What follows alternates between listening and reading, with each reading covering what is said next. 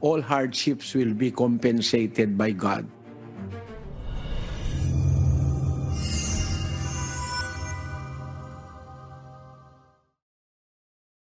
We have lost natural affection and love for others. This explains, according to the Bible, the hardships being encountered in our times by the poor. But if there is a fair distribution of resources, and there are not many greedy people on earth, others will have opportunities also to earn, to live only a simple way of life without being hungry or without being naked. But the reality shows to us now that it cannot happen, and it will not happen because of man's greed. But there is a hope.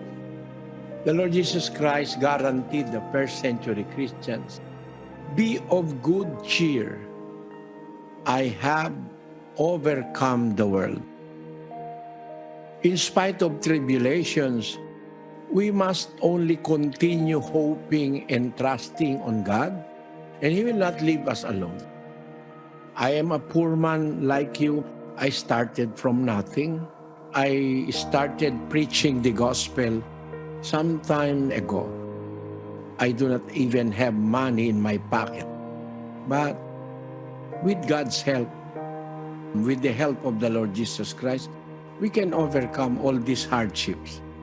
Just continue praying, and we will pray for you also that you might find job. Let us be aware now that most people now have lost their job because of the pandemic. Actually, I have 10 restaurants here in Brazil. I employ many people that work. But now, all of them do not have work also because our restaurants are closed because of the pandemic. Our restaurants closed. But my people,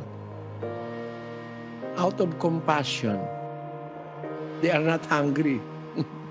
Even during the pandemic, my helpers, my people, my employees, they are taken care for by our faith in God, who gives us the hope, that unending hope, that someday, somewhere, somehow, all hardships will be compensated by God.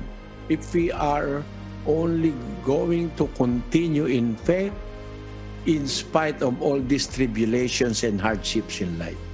Remember the poor man called Lazarus in the Bible?